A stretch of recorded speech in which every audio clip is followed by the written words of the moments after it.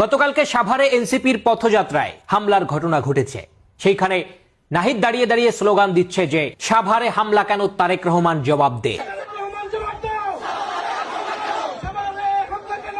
এখন বিষয় হচ্ছে ওইখানকার হামলার মুহূর্তে এবং হামলার পরবর্তী সময় তাদের যে কার্যক্রম সেইগুলো বেশ সন্দেহের সৃষ্টি করেছে। এখন আমি এই হামলা নিয়ে আপনাদের কাছে কয়েকটি প্রশ্ন করতে চাই। যে কোনো প্রোগ্রামের গুরুত্বপূর্ণ ব্যক্তিবর্গরা থাকে ওই প্রোগ্রামের মঞ্চে।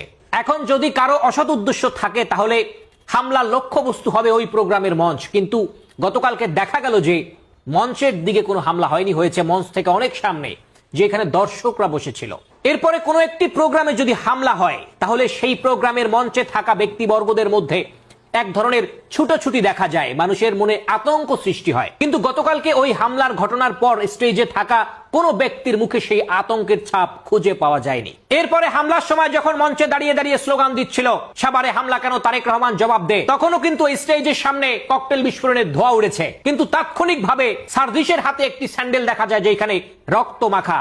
আমার প্রশ্ন হচ্ছে এত দ্রুত ওই রক্তমাখা স্যান্ডেলটি তার হাতে পৌঁছলো কিভাবে? আর ক্যামেরার সামনে তো ওই স্যান্ডেলটি নিয়ে আসা হয়েছে যেইভাবে রক্তমাখা, তাতে দেখা যায় যে পা নাকি কত ক্ষত বিক্ষত হয়েছে, তাহলে সেই পায়ের ছবি দেখানো হয়নি কেন? সব থেকে মজার বিষয় হচ্ছে এই কয়েকদিন আগেও কিন্তু সেই সাভারে এনসিপির দুই গ্রুপের মধ্যে সংঘর্ষ হয়েছিল।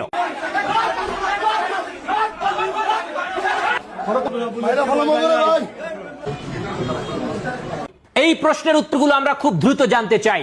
গতকালকে এটা কি হামলা ছিল নাকি ওই 21শে আগস্ট গ্রেনেড হামলার মতো নাটক ছিল? 21শে আগস্ট আওয়ামী লীগের সমাবেশে গ্রেনেড হামলার নাম দিয়ে যেই পরিকল্পিত নাটকটি সাজানো হয়েছিল সেটি কিন্তু আজ জাতির সামনে পরিষ্কার। হাসিনার তথ্য অনুযায়ী তাকে হত্যা করার জন্য নাকি গ্রেনেড হামলা করা হয়েছিল। কিন্তু আশ্চর্যজনক বিষয় হচ্ছে সেইখানে যতগুলো গ্রেনেড নিক্ষেপ করা হয়েছিল তার একটাও কিন্তু মঞ্চের আশেপাশেও পড়ে নাই, পড়েছিল অনেক দূরে। পরবর্তীতে তদন্তে দেখা গিয়েছিল সেইখানে যতগুলো গ্রেনেড নিক্ষেপ করা হয়েছিল তার মধ্যে অনেকগুলো ছিল অকেজো। হাসিনাকে হত্যা করার জন্য যদি গ্রেনেড নিক্ষেপ করা হয়ে থাকে তাহলে সেই গ্রেনেডের মধ্যে এতগুলো গ্রেনেড অকেজো থাকবে কেন? পরের দিন হাসিনা তার গাড়িতে কয়েকটি বুলেটের ছিদ্র গণমাধ্যমে নিয়ে আসে, কিন্তু ওইখান থেকে ঘটনাস্থল ত্যাগ করার সময় ভিডিও ফুটেজ খুঁজে দেখা যায় সেই দিন হাসিনার গাড়িতে কোনো বুলেট ছোড়া হয়নি, কোনো ছিদ্রও কিন্তু ছিল না। পরবর্তীতে যখন খবর যায় মার্সিডিজ ব্র্যান্ডের কাছে যে বুলেটের আঘাতে তাদের গাড়ি ছিদ্র হয়ে গেছে, তখন তারা গাড়িটি দেখতে চাইলে হাসিনা কিন্তু গাড়িটি পুড়িয়ে জ্বালিয়ে দিয়েছিল। কি চমৎকার ভাবে নাটক সাজানো হয়েছিল তৎকালীন বিএনপি সরকারকে ঘায়েল করবার জন্য। এখনো কিন্তু বিএনপি সরকারকে এইভাবে নাটক সাজিয়ে অনেকে ঘায়েল করতে চায়। সুতরাং গতকালকে যেই হামলাটি হয়েছে আশা করি পুলিশের তদন্তে সঠিক তথ্য বেরিয়ে আসবে। গতকালকে নাহিদ একটি বক্তব্যে বলেছে রক্ত নিয়ে খেলবেন না, আমরা রক্ত নিয়ে খেলার জন্য প্রস্তুত আছি।